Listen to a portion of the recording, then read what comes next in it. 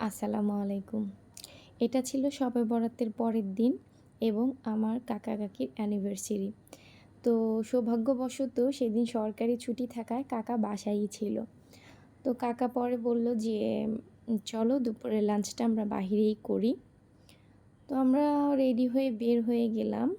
তো আমাদের প্ল্যানিং ছিল আমরা ধানমন্ডিতে কোনো একটা রেস্টুরেন্টে লাঞ্চ করব। তো বের হচ্ছি।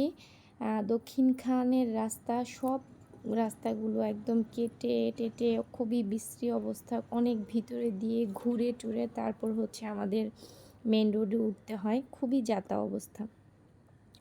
যাই হোক, এর আগের ব্লগে আমি আপনাদের সাথে শেয়ার করেছিলাম যে আমি যাব, এজন্য কাকা-কাকি সারপ্রাইজ হবে।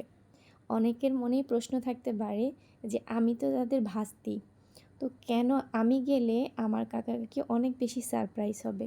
তার কারণ হচ্ছে আমার কাকা-কাকির একটা মাত্র ছেলে, কোনো মেয়ে নেই। আর আমার কাকা-কাকি কিন্তু আমাকে বিয়ে দিয়েছে এবং তারাই হচ্ছে আমার উকিল বাবা-মা। তো সব কিছু মিলিয়ে তারা কিন্তু আমাকে একদম নিজের মেয়ের মতো ভালোবাসে এবং নিজের মেয়ের চোখেই দেখে।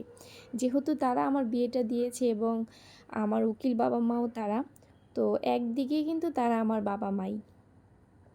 আর স্পেশালি কাকি, আমি মনে করি যে আমি কাকির মেয়ে এবং হয়তো কাকিও সেটা মনে করে কি না জানি না, কিন্তু কাকি আমাকে প্রচণ্ড ভালোবাসে, স্নেহ করে, আদর করে, শাসনও করে। শাসন যে করে না সেটা না। কাকি হচ্ছে আমার ফ্রেন্ডের মতো। মানে আমি কাকির সাথে সব কিছু শেয়ার করতে পারি। সে আমার যে কাকি, সেটা আমরা যখন কথা বলি তখন বোঝাই যায় না।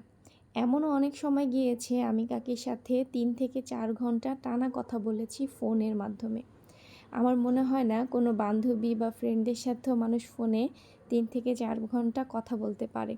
কিন্তু কাকির আর আমার রিলেশনটা, সম্পর্কটা এতটাই সুন্দর মাশাআল্লাহ, যে আমরা একদম ফ্রেন্ডের মতো।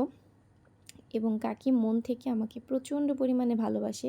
যদিও কাকি সবাইকেই ভালোবাসে, পরিবারের মধ্যে সবার প্রতি তার একটা সফট কর্নার কাজ করে, কিন্তু আমি মনে করি আমার জন্য একটু বেশিই কাজ করে।